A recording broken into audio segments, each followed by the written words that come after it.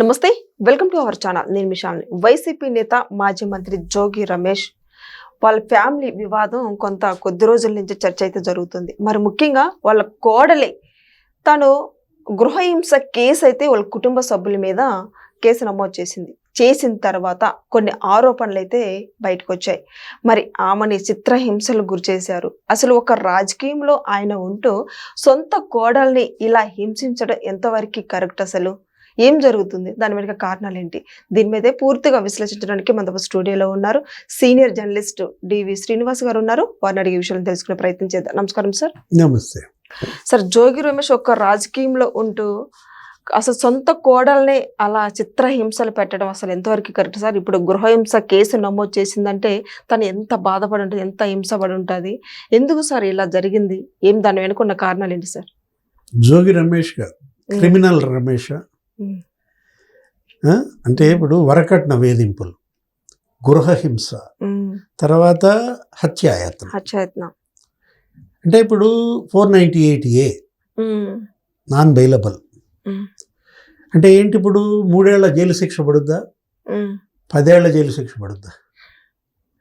ఇప్పుడు ఇది కనుక రుజువు అయితే మొత్తం ఫ్యామిలీ ఇది జోగి రమేష్ కావచ్చు, ఆయన భార్య, ఆయన 2 కొడుకులు, కూతురు, తమ్ముడు భార్య, పిల్లలు, మొత్తం 11 మంది మీద కేసు పెట్టినట్టు. ఈ 11 గోల ఏంటో ఇదో పెద్ద సంఖ్య వాళ్ళదైతే ఇప్పుడు పెద్ద వైరల్ అవుతోంది. ఏది 11 అనేది అసలు జగన్మోహన్ రెడ్డిని, ఆయన పార్టీని వదలకుండా వెంటాడుతోంది. అంటే ఇప్పుడు మేఘన, జోగి మేఘన్ని ఆమెతో దీపం మార్పించారు. ఈ గుర్తుండే ఉంటది. ఏది జోగి రమేష్ కనకదుర్గమ్మ గుడికి వెళ్ళి బెజవాడలో భార్యతో సహా, పిల్లలతో సహా, ఈ కొత్త పెళ్లి కొడుకు, పెళ్లి కూతురు, వీళ్ళందరిని తీసుకెళ్లి దీపం వెలిగి చేతి మీద ఆరతిస్తూ దుర్గమ్మ లోకేష్ కి మొట్టికాయలై అన్నాడు. ఎవరికేసింది మొట్టికాయలు? దుర్గమ్మ ఎవరికి వేసింది? నీకే వేసింది మొట్టికాయలు. నీకు కాదు, మొత్తం ఫ్యామిలీకి మొట్టికాయలు వేసిందా? దుర్గమ్మ చంద్రబాబుకి మంచి బుద్ధి ప్రసాదించు అన్నాడు. ఇవాళ ఎవరికి మంచి బుద్ధి ప్రసాదించాల్సింది?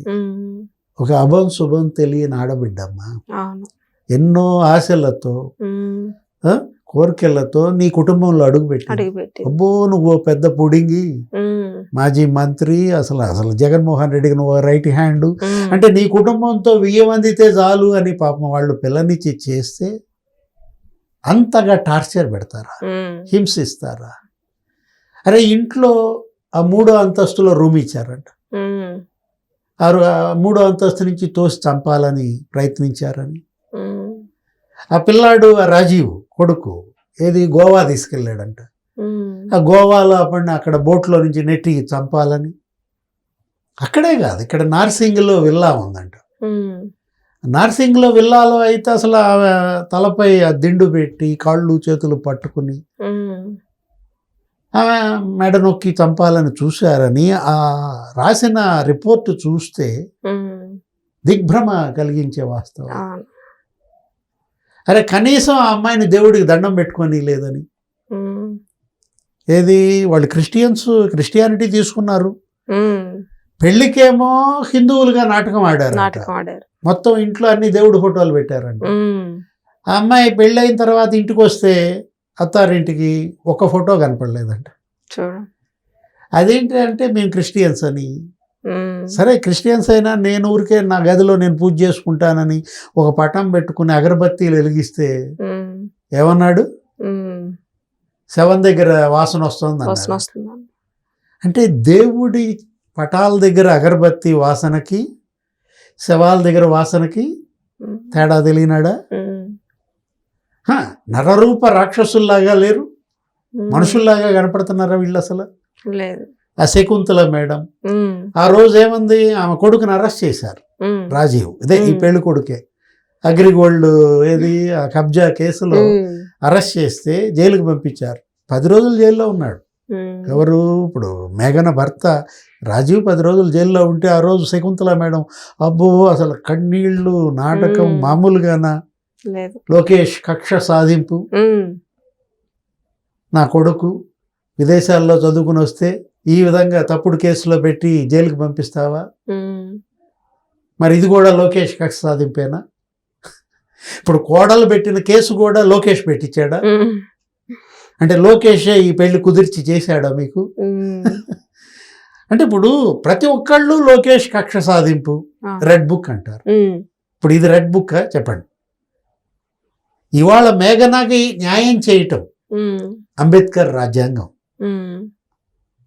ఏది ఇప్పుడు అసీదుర్ అప్పలరాజు నీకు గుర్తుండే ఉంటుంది కదా, మొన్న ఎక్కడ పలాస కాశీబుగ్గ ఏం చేశాడు అప్పలరాజు కొడుకు? మోటార్ సైకిల్తో గొర్రెల కాపర్ని గుద్ది చంపాడు. అరే నీ కళ్ళ ముందు రక్తస్రావం అవుతూ ప్రాణాపాయంలో దానయ్య ఉంటే అతని మానాన్ని అతను వదిలేసి కొడుకుని తీసుకుని హాస్పిటల్కి వెళ్ళిపోయాడు. కొడుకు ఏమైనా దెబ్బలు తగిలియా? ఏదో కొద్దిగా కొట్టుకుపోతే అంటే అబ్బో నీ కొడుకే ప్రాణం, దానయ్యది ప్రాణం కాదు. నువ్వు వైద్యుడివేనా? సేఫ్ హాస్పిటల్ అంట. ఎక్కడ? కాశీబుగ్గలో. కొడుకు కోసం పెట్టుకున్నావా, జనం కోసం పెట్టావా? నిజమైతే నువ్వేం చేయాలి? వైద్యుడు అయితే అక్కడ అతనికి వైద్య చికిత్స చేయాలి, ప్రాణం నిలబెట్టాలి. Golden hours. ఏం చేశాడు? అతని మానాన్ని అతను వదిలేసి కొడుకుని తీసుకెళ్ళిపోయావే. అంటే ఇప్పుడు ఇవాళ అరెస్ట్ అయ్యాడు, కొడుకు జైలుకి వెళ్ళాడు, బాబు జైలుకి వెళ్ళాడు. ఇప్పుడు ఇది కూడా అంతేనా? జోగి రమేష్ అంతే. ఇప్పుడు రాజీవ్ అరెస్టు, రమేష్ అరెస్టు, వాళ్ళిద్దరే కాదు తండ్రి కొడుకులు, అమ్మ మొత్తం ఫ్యామిలీ అరెస్టా? లేకపోతే ఫ్యామిలీ పరారా? ఇప్పుడు ఆ తమ్మినేని సీతారాం ఎక్కడున్నాడు? అది ఇంకో స్టోరీ. అది కొడుకే, చిరంజీవి నాగ్. ఇప్పుడు తండ్రికి బెయిల్ వచ్చిందంటలే, కొడుకు బెయిల్ తిరస్కరించినట్టుంది. 4 కోట్ల భూమి. బతికున్నాడికి డెత్ సర్టిఫికెట్ ఇప్పించాడు. అసలు ఇట్లాంటి నాయకులు నువ్వు ఎక్కడన్నా చూసావా? బతుకున్నాడికి డెత్ సర్టిఫికెట్ ఇప్పించిన తమ్మినేని సీతారాం. అరే రక్తస్రావం అవుతూ ప్రాణాపాయంతో అసలు కొట్టుమిట్టాడుతున్న దానయ్యను వదిలేసి డోక్కుపోయిన కొడుకుని తీసుకెళ్లి వైద్యం అందించే అప్పలరాజు.